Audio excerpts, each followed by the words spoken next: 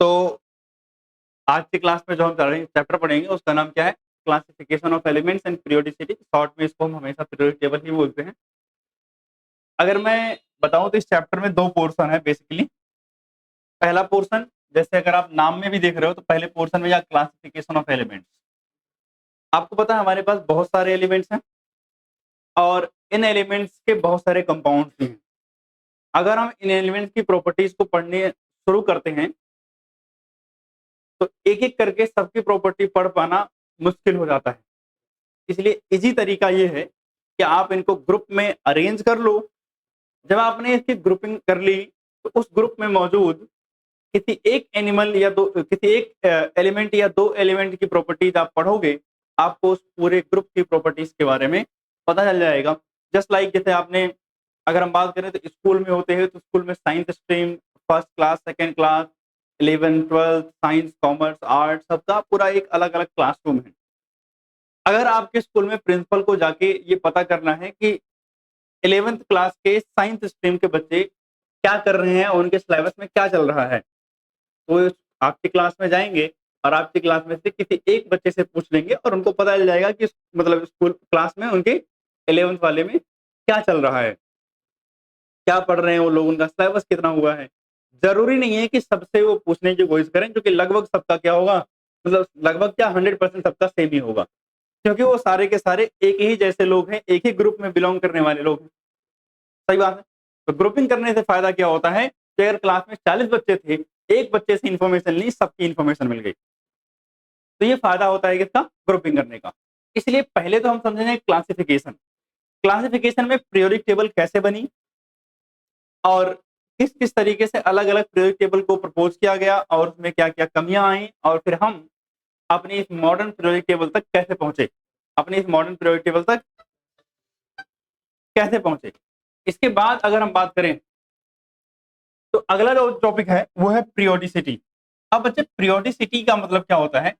Periodic table को जिस तरीके से बनाई गई है कि एक पर्टिकुलर गैप के बाद एलिमेंट्स की प्रॉपर्टीज रिपीट करती हैं। क्या करती हैं? एलिमेंट्स की प्रॉपर्टीज रिपीट करती हैं। जैसे मतलब मान लिया मैंने लिथियम से शुरू किया और घूमते घूमते मतलब पीरियोडिक टेबल में आगे गया और वापस से मैं कहाँ आ गया? सोडियम पे। तो लिथियम और सोडियम की प्रॉपर्टीज क्या होती हैं? सिमिलर होती हैं। तो कहने का मतलब क्या हुआ कि एक पर्टिकुलर इंटरवल के बाद प्रॉपर्टीज में क्या दिखेगा? रिपीटिशन दिखेगा। और इस रिपीटिशन को हम क्या बोलते हैं? पीरियोडिसिटी बोलते हैं। और अगर मैं आपको बताऊं सिंपल शब्दों में, तो आपके इस पूरे चैप्टर में जो सबसे इंपॉर्टेंट टॉपिक है वो यही पीरियोडिसिटी है। ये पीरियोडिसिटी मतलब ये समझ लो एकदम बिल्कुल यहीं से सारे क्वेश्चन आते ही हैं। ठीक, तो पहले हम क्लासिफिकेशन ऑफ एलिमेंट्स देखते हैं, फिर चलेंगे आगे पीरियोडिसिटी, क्योंकि थ्योरेटिकल पोर्शन आगे का, तब जब तक मॉडर्न पीरियोडिक टेबल नहीं आ जाती तब तक जो थ्योरी है वो लिखी हुई है, मैं समझा रहा हूं, आप लोगों को नोट डाउन करना है। जब मॉडर्न पीरियोडिक टेबल आ जाएगी फिर हम वापस से बढ़िया से पढ़ना शुरू करेंगे। ठीक है, जैसे पढ़ रहे थे अभी तक। तो सबसे पहली बात कि वैसे तो कभी पूछता नहीं है, बट अगर कभी कोई पूछ ले कि पीरियोडिक टेबल क्या होती है, तो भाई साहब क्या बताएंगे हम? ये बताएंगे। हाँ, क्या कह रहा है? The arrangement of all the known elements, यानी जितने एलिमेंट्स हैं उनको अरेंज करना अकॉर्डिंग टू देयर प्रॉपर्टीज, उनकी प्रॉपर्टी के हिसाब से, इस तरीके से, in such a way that element with similar properties group together, यानी सेम प्रॉपर्टी वाले एलिमेंट एक ग्रुप में आ जाएं और जो है अलग अलग प्रॉपर्टी वाले डेफिनेटली अलग ग्रुप में रहें। और इससे जो टेबल बनेगी उस टेबल को हम क्या बोलते हैं? पीरियोडिक टेबल बोलते हैं। मतलब एलिमेंट्स को ग्रुप करना, अरेंज करना, एलिमेंट्स को अरेंज करने के बाद सेम प्रॉपर्टी वाले एलिमेंट्स एक ग्रुप में रख लेना और अलग अलग प्रॉपर्टी वाले के एलिमेंट्स को अलग अलग ग्रुप में रख देना, और इससे जो टेबल बनती है उस टेबल को क्या बोलते हैं? पीरियोडिक टेबल बोलते हैं। क्लियर? इसको नोट डाउन करो। तो अगर हम पीरियोडिक टेबल की बात करें तो पीरियोडिक टेबल में जो पहली बार किसी ने ट्राई किया था एलिमेंट्स को क्लासिफाई करने का, उनका नाम था डोबेरिनियर। क्या नाम था? डोबेरिनियर। तो डोबेरिनियर ट्राइड रूल, यानी सबसे पहली बार पीरियोडिक टेबल बनाने की कोशिश अगर किसी ने की थी तो वो कौन थे? यही थे। इन्होंने ये काम कब किया था? 1817 में किया था। इन्होंने क्या सोचा कि जो एलिमेंट्स हैं उनको 3-3 के ग्रुप में अरेंज कर देते हैं। तो भैया 3-3 के ग्रुप में अरेंज कर दिया, और ग्रुप कैसे बनाया सुना ध्यान से, arranging the elements in the group of 3 with increasing order of atomic mass. मतलब जो 3-3 का ग्रुप बनाया है उसमें पहला एलिमेंट, दूसरा एलिमेंट और तीसरा एलिमेंट, ये किस तरीके से लिखा है, increasing order of atomic mass. जैसे देखो ध्यान से, पहले ग्रुप पहला किसका लिया, क्लोरीन का, एटॉमिक मास 35.5, दूसरा कौन लिया, ब्रोमीन, एटॉमिक मास 80, अगला कौन से लिया, आयोडीन, एटॉमिक मास कितना 127। मतलब पहला, दूसरा, तीसरा अगर देखोगे तो कैसा है, मास इंक्रीज कर रहा है। तो increasing order of atomic mass में अरेंज किया, और जिनकी केमिकल प्रॉपर्टीज क्या हो, सेम हो। और ऐसे ट्रिपलेट को, यानी जो 3-3 का ग्रुप है, इसे क्या बोलते हैं, ट्रायड बोलते हैं। क्या बोलते हैं, ट्रायड। इसीलिए इनके रूल का भी नाम है ट्रायड रूल। ठीक है ना। अब सुनो ध्यान से, इन्होंने क्या बात बताई, इन्होंने कहा अगर पहले का और लास्ट वाले का एवरेज निकालेंगे। क्या निकालेंगे, एवरेज। तो एवरेज कैसे निकलता है, अगर किसी दो चीज का एवरेज निकालना, जैसे मान लिया ए और बी का एवरेज निकालना, दोनों को जोड़ के किससे डिवाइड कर देना है, 2 से डिवाइड कर देना है, एवरेज निकल जाता है। तो हुआ क्या, इन्होंने कहा पहले वाले का और लास्ट वाले का अगर हम एवरेज निकालते हैं तो बीच वाला एलिमेंट का मास आ जाएगा। क्या आ जाएगा, बीच वाले एलिमेंट्स का मास निकल जाएगा। देखो ध्यान से, अगर हम बात करें एक्स एवरेज निकाल रहे हैं तो 35.5 प्लस 127 डिवाइडेड बाई 2, आंसर कितना आया, 81.2, यानी अप्रोक्सीमेट मिडिल वाले के बराबर आया है। एग्जैक्टली नहीं आएगा, जैसे एग्जैक्टली की अगर बात करो तो यहाँ आ जाएगा, लिथियम लिया, सोडियम लिया, पोटेशियम लिया, 7, 23, 39, सही बात है। फर्स्ट लिया और लास्ट लिया, 7 प्लस 39 कितना हुआ, 46 डिवाइडेड बाई 2 कितना आ गया, 23, यानी बीच वाले एलिमेंट का क्या आ गया, मास आ गया। ऐसे देखो, कैल्शियम, स्ट्रोंशियम और बेरियम लिया, 40 प्लस 87.6, 137, पहले वाले को लास्ट वाले को ऐड किया, डिवाइड किया, कितना आया 88.5, यानी लगभग मिडिल वाले के क्या आ गया, बराबर आ गया। तो ये कहने का मतलब क्या था, एलिमेंट्स को 3-3 के ग्रुप में अरेंज किया, उन ग्रुप को क्या बोला, ट्रायड बोला। पहले और लास्ट वाले का एवरेज निकाल लो, किसके बराबर आ जाएगा, बीच वाले के बराबर आ जाएगा।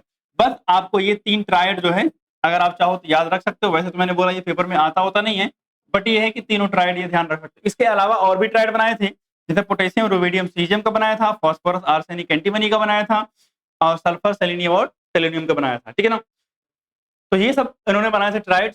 आपको समझ में आ गया होगा ट्रायड रूल्स के अंदर क्या था इनका, इसको नोट डाउन करो। अच्छा, एक और चीज, इनके ड्रॉबैक की भी बात कर लेता हूं मैं। अब समझो ध्यान से, उस समय तक हमारे पास जितने भी नॉन एलिमेंट थे, क्लासीफाई कितने किया, आपको दिख रहा है कितने एलिमेंट, 9 एलिमेंट्स ऊपर हैं और 9 कितने हैं नीचे, मतलब टोटल 18 एलिमेंट्स को क्लासीफाई किया है। उस समय तक जितने नॉन एलिमेंट्स थे उन सबको इन्होंने क्लासीफाई नहीं किया था। All the known elements are not arranged as a triad. भी अगर कर रहे हो तो सबको करो, आधा अधूरा थोड़ी करना है। तो आधा अधूरा इन्होंने काम किया था, पहली बात।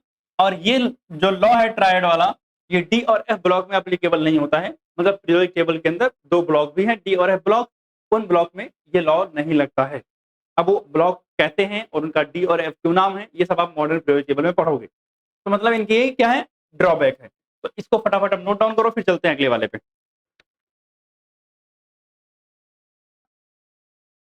पीरियोडिक लॉ आता है या पीरियोडिक टेबल बनाने की जिसने कोशिश की थी, उनका नाम था न्यूलैंड, और ये संगीत के बहुत बड़े प्रेमी थे। तो इन्होंने गानों के हिसाब से ही बना दिया,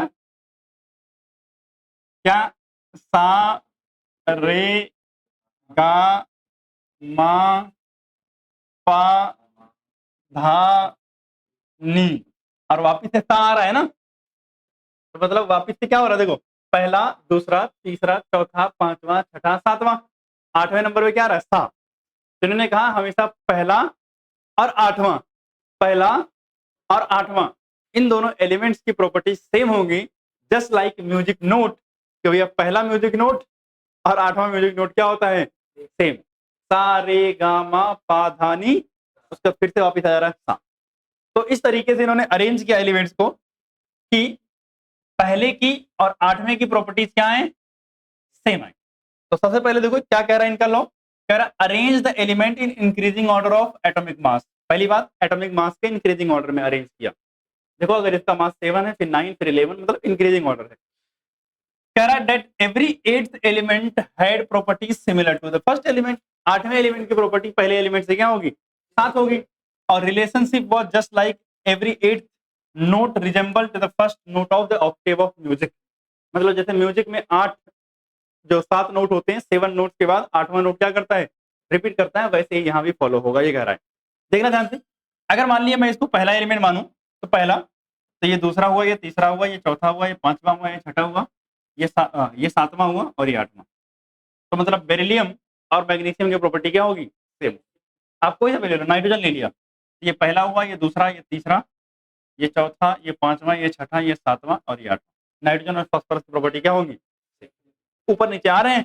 तो मतलब इन्होंने सिंपल शब्दों में क्या बोला कि first element and eighth element की प्रॉपर्टीज क्या होंगी? सेम होंगी, अगर हम इसको increasing order of atomic mass में अरेंज करते हैं। लेकिन दिक्कत ये है कि इनके जो ये म्यूजिक वाले नोट है ना, ये सिर्फ कैल्शियम तक ही चले। कैल्शियम के बाद अगर ये म्यूजिक नोट लिखते तो इनका लॉ फॉलो नहीं होता, ठीक, गड़बड़ हो जाता। तो मतलब ये लॉ वैलिड है कब तक? कैल्शियम तक ही। कब तक वैलिड है? कैल्शियम तक ही। Law of octave is true only for the element up to calcium. फिर कह रहा all known elements are not classified. जितने एलिमेंट्स नोन थे सब जो क्लासिफाई नहीं किया, अराउंड 63 एलिमेंट्स नोन थे। आप देख रहे हो कितने ही एलिमेंट्स को क्लासिफाई किया है, तो इन्होंने क्लासिफिकेशन सबका नहीं किया। दूसरी बात, अगर आप देख रहे हो तो यहाँ नोबल गैसेस, फ्लोरीन के बाद नियोन आता है। नोबल गैसेस मिसिंग क्यों है? क्योंकि इस समय तक नोबल गैसेस डिस्कवर्ड नहीं हुई थी, इसलिए नोबल गैसेस इस टेबल में नहीं दिख रही हैं। तो ओवरऑल डोबेराइनन का क्या था? ट्रायड बनाया था, इन्होंने क्या बनाया? म्यूजिक नोट बना दिया कि भैया गाने के हिसाब से आठवां नोट क्या करता है? रिपीट करता है। ड्रॉबैक आपने देख ही लिया। इसके बाद अगले लॉ पे चलते हैं, इसको नोट डाउन करो। तो अगर हम आगे चलें, आगे एक भाई साहब थे जिनका नाम था लूथर मेयर। क्या नाम था? Luther mayor. इन्होंने क्या किया था? एक ग्राफ बनाया था। क्या बनाया था? ग्राफ। आप ग्राफ देख रहे हो किसके बीच? एटॉमिक वॉल्यूम और एटॉमिक वेट के बीच ग्राफ बनाया। तो plotted the curve between atomic weight and atomic volume जब बनाया तो इन्होंने देखा ग्राफ का जो पीक पोजीशन है, टॉप, उसमें देखो लिथियम है, सोडियम है, पोटेशियम है, रुबिडियम है, सीजियम है। आपको पता है इन सब की प्रॉपर्टी सेम होती है क्योंकि ये सेम ही ग्रुप में आते हैं। कहाँ आते हैं? सेम ही ग्रुप में आते हैं। पहला ग्रुप है जिसमें सारे आते हैं। उसके बाद अगर देखोगे, दूसरा देखो ध्यान से, ये नीचे वाले पोजीशन, जब ग्राफ नीचे जा रहा है तो यहाँ पे beryllium, magnesium, calcium, strontium, barium, ये भी एक ही ग्रुप में आते हैं। इनके भी प्रॉपर्टीज क्या है? सेम।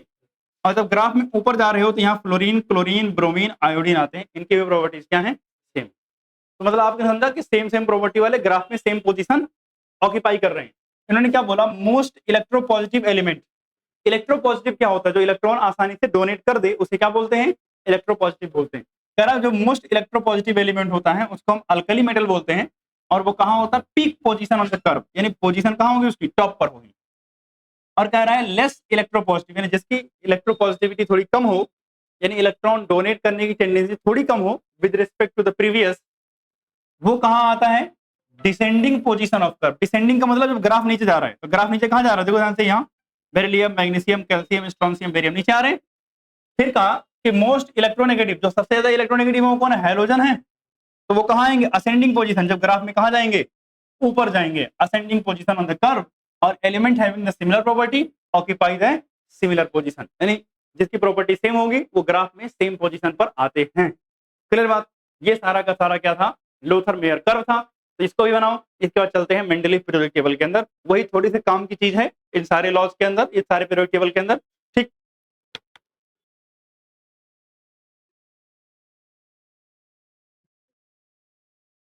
अब हमारे पास आती है भैया मेंडलीव पीरियोडिक टेबल। कौन सी पीरियोडिक टेबल? मेंडलीव। इन भाई साहब ने थोड़ा ठीक ठाक काम किया था, तो इसलिए इनकी मेरिट्स और डिमेरिट्स, यानी अच्छाइयां और बुराइयां दोनों आएंगी, ठीक। सबसे पहले अगर हम बात करें तो मेंडलीव का पीरियोडिक लॉ है एक, और वो लॉ क्या कहता है? The properties of elements, either वो फिजिकल प्रॉपर्टी हो या वो केमिकल प्रॉपर्टी हो, are the periodic function of their atomic weight. मतलब इनके कहने का मतलब है किसी भी एलिमेंट्स की जो प्रॉपर्टीज हैं वो किस पे डिपेंड करती हैं? उसके एटॉमिक वेट यानी एटॉमिक मास पे डिपेंड करती हैं।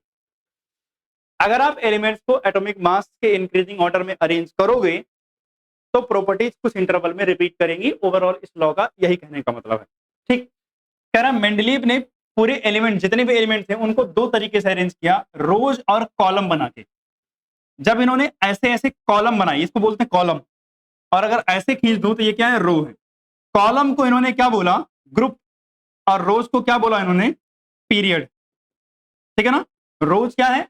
पीरियड है, और कॉलम क्या है? ग्रुप है। और इन्होंने टोटल रोज कितनी बनाई? 7, यानी पीरियड कितने बनाए? 7। और ऐसे वर्टिकल कॉलम कितने बनाए? 8 बनाए, ठीक। क्लियर बात? कॉलम कितने बनाए? 8। अब सुनना, हर एक कॉलम को इन्होंने दो ग्रुप में डिवाइड किया। मतलब मेरे पास कितने हैं टोटल 8 ग्रुप है ना। आउट ऑफ 8 ग्रुप इन्होंने 7 ग्रुप को 2 सब ग्रुप में डिवाइड किया। कितने सब ग्रुप में?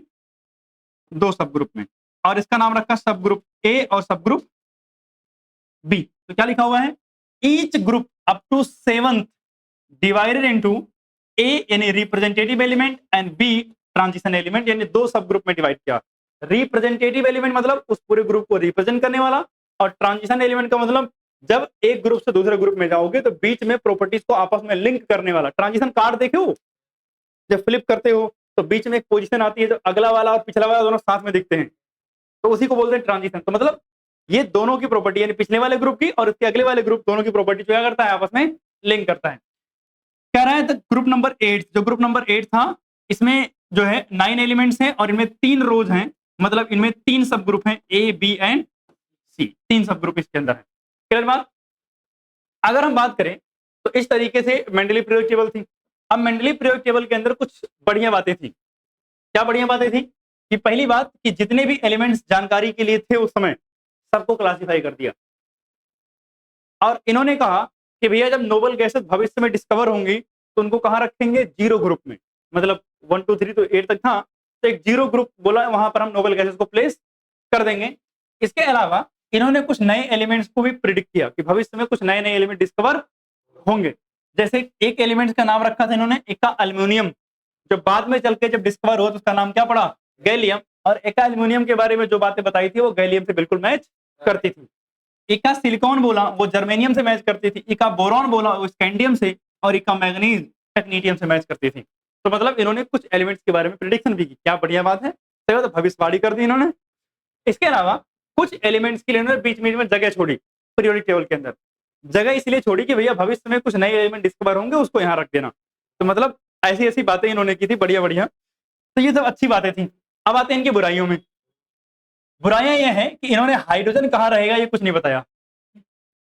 वैसे तो अभी भी हम नहीं जानते, पीरियोडिक टेबल में भी हाइड्रोजन को नहीं रखते हैं, तो हाइड्रोजन की पोजीशन में इशू, मतलब हाइड्रोजन को नहीं बताया कहाँ रखा जाएगा। दूसरा इशू था नो प्लेस फॉर आइसोटोप। कहने का क्या मतलब है? इन्होंने कैसे अरेंज किया एलिमेंट्स को? Increasing order of atomic weight. अब मेरी बात सुनना, कार्बन का एक होता है कार्बन 12, एक होता है कार्बन 13 और एक होता है कार्बन 14। इस हिसाब से कार्बन को 3 जगह मिलनी चाहिए। जिस कार्बन का मास 12 है उसको एक प्लेस, जिसका 13 है उसको दूसरी प्लेस, और जिसका 14 है उसको तीसरी प्लेस। लेकिन इन तीनों कार्बन को इन्होंने एक ही प्लेस में रख दिया। भाई साहब आप एटॉमिक मास का इंक्रीजिंग ऑर्डर फॉलो कर रहे थे और ये तीनों कार्बन के आइसोटोप हैं, तो तीनों को 3 जगह मिलनी चाहिए थी। ऐसे हाइड्रोजन के 3 आइसोटोप होते हैं, H1 H2 H3। हाइड्रोजन का आइसोटोप 3 है। आइसोटोप का मतलब जिसके एटॉमिक नंबर सेम हो लेकिन एटॉमिक मास अलग अलग हो। तो सबका एटॉमिक नंबर 1 ही है लेकिन एटॉमिक मास 1 2 3 है। तो भैया इन तीनों को अलग अलग जगह मिलनी चाहिए थी, लेकिन इन्होंने बस एक ही जगह रखा, तो ये तो गलत बात है ना। इसलिए नो प्लेस फॉर आइसोटोप। ठीक, अगला, आप कौन सा ऑर्डर फॉलो कर रहे हो? Increasing order of atomic mass. तो इन्होंने पहले रखा किसको? आर्गन को, फिर रखा पोटेशियम को। आर्गन का मास कितना? 39.9।